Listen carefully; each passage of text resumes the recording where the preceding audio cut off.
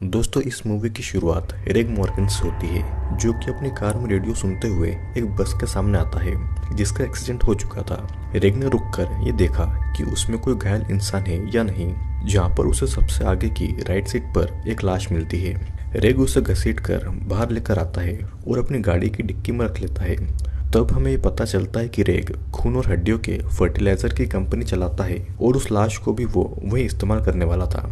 फिर अगले सीन में हम एक आदमी, वेस्ली और औरत सोफी को दिखते हैं जो कि एंजॉय कर रहे थे। फिर कुछ देर के बाद में सोफी बोर होती है तो दोनों बाहर आ जाते हैं। वे एक एक्सीडेंट की जगह पहुंचते हैं जहां पर लोगों की जगह उनकी तस्वीरें रखी हुई थी और वे दोनों एक बूढ़ी औरत के उनके पास आते ही वहां से चले जाते हैं। उसके बाद सीन जेम्स पर आता है जो कि सोफी का बॉयफ्रेंड है। वो एक कार सुधार रहा था और तभी वहां पर सोफी और वेस्ली आते हैं। जेम्स ने कुछ देर के लिए कार को ठंडा होने के लिए छोड़ने को कहा, लेकिन वेस्ली ने तब भी उससे घूमने के लिए कहा, जिसके कारण कार दोबारा बंद हो जाती है। तभी जेम्स को एक बूढ़ी औरत कार से जाती हुई दिखती है तो उसने उन्हें रोकने की कोशिश की, लेकिन वो औरत नहीं रुकती और इसके बाद तीनों पैदल आगे बढ़ने का सोचते हैं। पर तभी उन्हें रेग और उसका ट्रक दिखाई देता है जिसमें रेग ने लाश रखी हुई थी। तीनों ने मिलकर रेग को आवाज लगाई और वो रुक भी गया, जिस पर उन्होंने रेग से लिफ्ट मांगी, पर रेग मना करके वहां से चला गया। रेग ने फिर अपना माइंड चेंज किया और वो वापस उन्हें लिफ्ट देने के लिए आ गया। उसने उन्हें कुछ देर बाहर रोका और लाश छुपाने पीछे चला गया, जहाँ पर उसने लाश कुछ फर्टिलाइजर के पीछे रख दी थी। अब हम देखते हैं कि सोफी रेगे के साथ आगे बढ़ गई थी और वेस्ली ट्रक में ड्रग्स लेने के लिए आया था। रेग और सोफी की आपस में पहचान होने लगी थी, जहाँ पर रेग ने उसे अपने करियर के बारे में बताया और सोफी ने कहा कि वो छोटे शहर से आई है। सोफी ने यह भी बताया कि कैसे वो अच्छी गर्लफ्रेंड बनने की कोशिश कर रही है, मगर उससे अक्सर गलतियां हो जाया करती है। और यहाँ पर जेम्स ने पीछे वेस्ली को बताया कि वो सोफी को प्रपोज करने वाला है और जेम्स ने उसे वो रिंग दिखाई जो कि वो सोफी को देना चाहता था। फिर बातें करते करते जेम्स को वो लाश मिल गई जो कि रेग ने छुपाई थी, जिस पर वेस्ली उसे उन टॉर्चर्स के बारे में बताने लग गया था जो कि रेग उनके साथ में करेगा। जेम्स अब किसी भी हाल में रेग से गाड़ी रुकवाना चाहता था। दोनों ने गाड़ी ठोकना शुरू कर दी थी ताकि रेग उसे रोक दे, मगर रेग नहीं मानता। लेकिन फिर सोफी ने रेग से गाड़ी रोककर दोनों को थोड़ी सांस लेने को कहा। रेग उतरकर ऐसा दिखाने लगा जैसे कि वो दोनों लड़कों तक हवा जाने दे रहा है, लेकिन वो जल्दी ही वापस ट्रक में आ गया था। फिर नेक्स्ट सीन में रेग के भाई लिंडसे को चार्ली का फोन आता है जो कि चिल्ला रहा था कि उसकी डिलीवरी अभी तक नहीं हुई है। लिंडसे ने बताया कि रेग अभी तक डिलीवरी लेकर वापस नहीं आया है, लेकिन वो उसे जल्दी कॉल बैक करेगा क्योंकि लिंडसे को रेग का ट्रक दिखाई दे गया था। रेग ने वहां आकर गाड़ी रोकी और सोफी को अंदर ले जाने की कोशिश करने लग गया, लेकिन सोफी चाहती थी कि पहले वो दोनों लड़कों को बाहर आने दे और इतने में रेग ने सोफी को ले जाकर उसे एक रूम में बंद कर दिया। उसने फिर लिंडसे को आकर उन तीनों के बारे में बताया और कहा कि वो उन तीनों को उनके नए फर्टिलाइजर में इस्तेमाल कर सकते हैं। लिंडसे इससे रेग से नाराज हो गया क्योंकि उसने बिना लिंडसे को बताए ऐसा कुछ किया और वो पकड़ा जा सकता था। पर रेग ने बताया कि एक्सीडेंट में मिली बॉडीज पर कई एक्सपेरिमेंट ने ही उन्हें उनका नंबर और कस्टमर दिया है। तो अब अगर उन्होंने नया फर्टिलाइजर बिना इंसानों के बनाया तो वे अपने कस्टमर को खो देंगे। लिंडसे भी इस बात को मान गया और दोनों अपने नए बंदियों के पास आ गए। फिर जेम्स और वेस्ली ने रेग और लिंडसे पर हमला करके भागने की कोशिश की, लेकिन वो ऐसा करने में नाकामयाब हो गए और रेग और लिंडसे ने तीनों को अपने शेड में बांध दिया। फिर कुछ देर के बाद में लिंडसे रेग को ले जाकर बाहर बात करने में आ गया था और चिल्लाने लगा था। उसने आगे कहा कि एक्सीडेंट में मिली लाश वो अपने नए फर्टिलाइजर में इस्तेमाल करेंगे और यहाँ पर वेस्ली ने अपनी रस्सी काटने की कोशिश की, लेकिन इतने में दोनों भाई अंदर आकर अपने नए फर्टिलाइजर पर काम करने लग गए थे और वेस्ली और जेम्स अभी भी अपने आप को आजाद करने की कोशिश में थे। रेग ने देखा कि जिसे वो अपने एक्सपेरिमेंट में लेंगे वो अभी भी जिंदा है, मगर लिंडसे को कोई फर्क नहीं पड़ा था और वो अपना काम करता रहा, जिससे कि रेग भी हैरान रह गया था। लिंडसे ने आखिर में बना फर्टिलाइजर टेस्ट किया और देखा कि उसमें पोटेशियम बहुत ज्यादा है, जिस पर रेग ने उसे सुझाव दिया कि उन्हें इस फर्टिलाइजर को उनके पुराने फर्टिलाइजर से मिला देना चाहिए ताकि चार्ली और नाराज न हो। पर लिंडसे ने कहा कि उन्हें बस एक इंसान और चाहिए जिससे कि फर्टिलाइजर बिल्कुल ठीक हो जाएगा। उन्होंने जेम्स को इसके लिए चुना और इतने में वेस्ली ने अपने आप को छुड़ाया और रेग का ट्रक लेकर वहां से भाग निकला।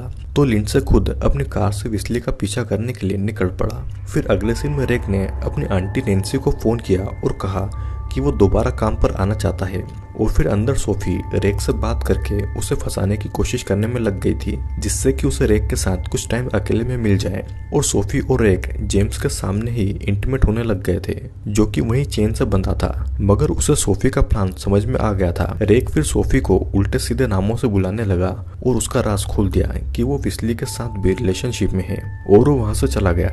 जेम्स ने यह सुनकर सोफी की तरफ देखा तो सोफी ने बोला कि रेक बस बातें बना रहा है और सोफी बस उन्हें यहाँ से बाहर निकालना चाहती है। सोफी फिर अपने आसपास देखने लगी ताकि उसे कुछ ऐसा मिल जाए जिससे कि वो अपने रस्सी काटकर खुद को आजाद कर ले। इसके बाद में सीन विस्ली पर आता है, जो कि पास के फार्मलैंड नाम के एक गांव में मदद लेने के लिए आया हुआ था, बिना ये जाने कि वो जगह बंद है और वहाँ कोई भी नहीं रहता है। लिंडसे भी वहां पर आकर अपने गन के साथ में विस्ली को ढूंढने लगा, मगर विस्ली लिंडसे को बेहोश करके वापस ट्रक के पास आ पहुंचा। वहां पर उसने देखा कि लिंडसे पहले ही ट्रक की चाबी निकाल कर ले गया है और उसकी कार की चाबी भी लिंडसे के पास ही है। विस्ली वापस गांव में आया, मगर वो नशे के कारण बिल्कुल होश में नहीं था, जिससे कि लिंडसे ने उसे ढूंढकर बेहोश कर दिया। नेक्स्ट सीन में रेक अपनी क्रश बेक्स की फोटो देखकर खुद को प्लेजर दे रहा था, मगर अचानक उसने गुस्से में बेक्स की सारी फोटोज फाड़ दी। वो गुस्से में बाहर आया और लिंडसे को इनाम में मिला कद्दू तोड़कर अपने काम पर चला गया। यहाँ हम देखते हैं कि सोफी बार बार जेम्स को समझाने की कोशिश कर रही थी, मगर खुद को आजाद करने के बजाय जेम्स पूछता रहा कि सोफी ने उसे धोखा क्यों दिया है। सोफी इसका जवाब देना चाह रही थी, मगर जेम्स ने उसे न सुनना अच्छा समझा। पर सोफी ने उसे चुप कराकर ये बताया कि वो अच्छी गर्लफ्रेंड बनकर थक गई है और वो जेम्स के हिसाब से नहीं रहना चाहती, और जेम्स को ये भी समझना चाहिए कि सोफी खुद भी कुछ करना चाहती है। फिर अगले सीन में एक पुलिस वाले ने गाड़ी तेज चलाने के कारण लिंडसे को रोकने की कोशिश की, मगर पता चला कि लिंडसे उस पुलिस वाले बुर्के को जानता है। बुर्के ने उन्हें बताया कि उसने कुछ दूरी पर ही कार क्रैश देखा है, मगर उसे उस कार का ड्राइवर नहीं मिला। उसने फिर लिंडसे से सवाल किया, लेकिन लिंडसे ने अपनी बात पलट दी। बुर्के ने बताया कि उसने उनकी कंपनी की एड देखी है, जिससे कि वो हंस पड़ा, और इसे सुनकर लिंडसे को शर्म आ गई। और जैसे ही बुर्के वहां से जाने वाला था, उसे लिंडसे के कार से कुछ आवाजें आई। उसने लिंडसे से उस बारे में पूछा तो लिंडसे ने बताया कि वो एक घायल जानवर है जो कि आवाज कर रहा है। दोनों जाने ही वाले थे, लेकिन इतने में विस्ली ने मदद के लिए आवाज लगा दी, जिस पर बुर्के ने लिंडसे से डिक्की खोलने को कहा। बुर्के को डिक्की में से विस्ली मिल गया, मगर तभी लिंडसे ने बुर्के पर ही हमला कर दिया। यहाँ जिस शेड में सोफी और जेम्स बंधे हुए थे, जेम्स की चेन ढीली पड़ने लगी थी, जिससे कि वो नीचे रखे हुए पानी में डूबता जा रहा था। तभी रेग वहां पर आया, जिस पर सोफी ने उससे जेम्स की मदद करने के लिए बोला, मगर रेग ने उसे कुछ भी बोले नहीं दिया। रेग ने बताया कि अब उसका मन बदल गया है और अब वो अपने भाई से बात करेगा। अब उसी समय जेम्स की चेन फिसलती है, मगर रेग ने उससे बचकर उसके मुंह की पट्टी हटा दी थी, और मुंह खुलते ही जेम्स भी सोफी को उल्टे सीधे नामों से बुलाने लग गया था, जिससे कि रेग को गुस्सा आ गया और वो जेम्स को मारने लगा। यहाँ पर लिंडसे ने वापस आकर अपना कद्दू देखा और रेग को बाहर बुलाया। फिर रेग भी बाहर आकर ये कहने लगा कि अब वो लिंडसे की बातों में नहीं आएगा, मगर लिंडसे ने चिल्लाकर बोला कि रेग हमेशा उसके किए को साफ करता है। फिर लिंडसे ने रेग से उसकी कार के सामान को ठिकाने लगाने को बोला, जिस पर रेग ने उसकी डिक्की में विस्ली को पाया। विस्ली ने रेग को शूट करने की कोशिश की, मगर उसका निशाना चूक गया था, जिससे गुस्से में आकर लिंडसे ने उसे अपनी कुल्हाड़ी से ही मार दिया। लिंडसे ने फिर विस्ली और रेग को ट्रक में बंद करने का सोचा, पर वहाँ पर उनकी आंटी नैन्सी आ गई थी। रेग ने विस्ली को अपना रुमाल दिया ताकि विस्ली अपने जख्म बांध ले, और लिंडसे से खुद को बाहर निकालने को कहने लगा। उसने विस्ली से दोनों को बाहर निकालने का वादा किया और कहा कि विस्ली को परेशान नहीं होना चाहिए।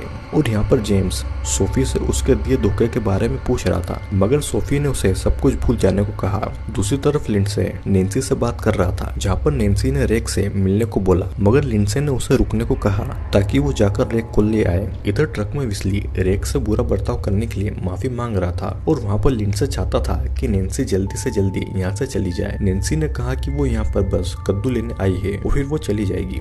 नैन्सी फिर लिंडसे को आराम करने का कहने लगी, क्योंकि वो बहुत परेशान था। यहाँ पर शेड में सोफी को भी एक फोन मिला, जिससे वो मदद बुलाना चाहती थी, मगर वो ऐसा करने में नाकाम रही। विस्ली और रेग जैसे तैसे ट्रक से बाहर आए और उन्होंने सोफी और जेम्स को भी छुड़ा लिया था, जिस पर जेम्स विस्ली से उसकी गर्लफ्रेंड चुराने के लिए लड़ने लगा, पर रेग ने उन्हें शांत करा और कहा कि उन्हें अब सब कुछ भूल जाना चाहिए। रेग फिर लिंडसे से चाबी लेने जा रहा था, जिस पर सोफी उससे बहुत इम्प्रेस हुई। रेग फिर घर में आया और देखा कि नैन्सी भी वहीं है। नैन्सी बात कर रही थी और वो जानती है कि लिंडसे रेग की कितनी फिक्र करता है और उसने नैन्सी और लिंडसे को एक दूसरे के साथ में इंटीमेट होते हुए देख लिया था। वो अपनी आंटी और छोटे भाई के इस सीन के बारे में न सोचते हुए बस कार की चाबी लेकर वहां से निकलना चाहता था, लेकिन तभी वहां पर नैन्सी का कुत्ता विस्ली का कटा हुआ हाथ लेकर नैन्सी के पास आ गया, जिससे कि नैन्सी चिल्ला पड़ी। विस्ली कुत्ते के पीछे अपना हाथ वापस लेने के लिए आया, मगर लिंडसे ने उसे गोली मार दी। अब रेग भी उस कमरे में आकर नैन्सी के सामने लिंडसे की सारी असलियत बता दी। उसने नैन्सी से पुलिस को बुलाने को कहा और बोला कि मॉर्गन भाई अपने आप को गिरफ्तार करवा रहे हैं। नैन्सी भी इससे पुलिस बुलाने जा रही थी, मगर लिंडसे ने उसे फिर भी मार दिया। वो फिर रेग को मारने आगे बढ़ा, मगर नाकाम रहा, जिसका फायदा उठाकर रेग ने लिंडसे पर हमला कर दिया। वो भागकर शेड में आया क्योंकि उसे चाबी मिल गई, मगर शेड खाली था और इतने में लिंडसी भी पीछे से आया और दोनों भाई में लड़ाई हो गई, जहाँ पर रेग ने लिंडसी को गिरा दिया, मगर लिंडसी ने उठकर रेग को फर्टिलाइजर मशीन में बांध दिया था। वो अब रेग को अपने नए फर्टिलाइजर में इस्तेमाल करने वाला था, पर इतने में सोफी ने आकर लिंडसी को रोकने की कोशिश की और उसका ध्यान हटते ही रेग ने लिंडसी को पकड़ा और फर्टिलाइजर मशीन में डालकर मार डाला। रेग ने फिर वो रिंग निकाली जो उसे विस्ली के पास मिली थी और सोफी ने भी उसे अपना लिया। और इसी के साथ ये मूवी यहीं पर एंड हो जाती है।